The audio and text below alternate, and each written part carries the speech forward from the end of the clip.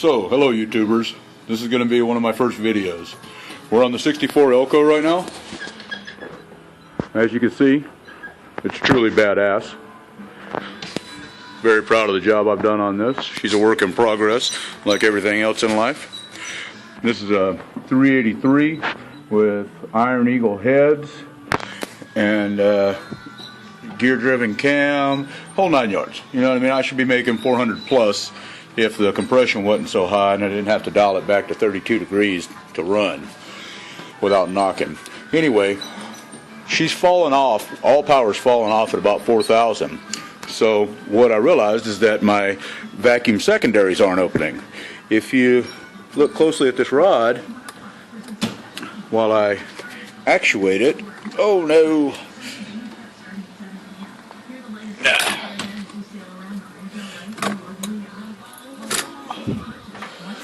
Okay, well, I can't do it with two hands and shoot video. Anyway, the vacuum secondary isn't operating, and you can test that by putting a paper clip right here and driving the car and punching it while it's in gear.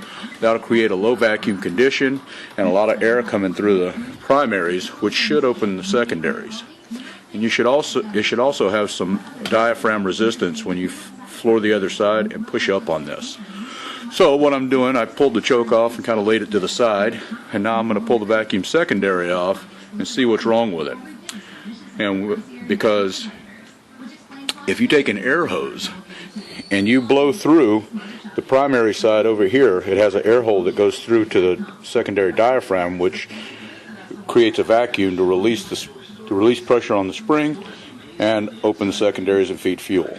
Okay? You can do that with your air hose by blowing air through that. Now I just tested that test on that vacuum secondary holley, and it worked great. It did not work on the one I'm currently running on my car.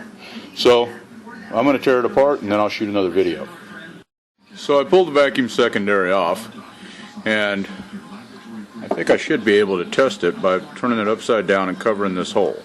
As you can see, it's not putting any pressure on my thumb. So something's wrong inside here. I'm going to also blow air through the primary and see if I can feel suction on this hole right here. Okay, so I put it back together without the check ball. Here's the input hole for vacuum.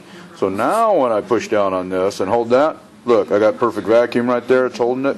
Let it go. Let's go. I'm betting that's going to work on the test when I put it back on. So what I'm going to do now is, I got another holley over here that's been sitting around. I ain't rebuilt yet. We're going to put the spring out of this one into this one, and because this one you can feel that it's obviously a weaker spring than this one here. This one here takes a lot of pressure. We're going to change those out, and we're going to try testing it again. And either way, it's sealed now. It doesn't have the vacuum leak anymore. So I'm going to throw it in the car. Do the paperclip test. You can find the paperclip test online. All you do is put a paperclip on this shaft and go floor your car a couple of times, and if the paperclip moves, then your secondaries are opening.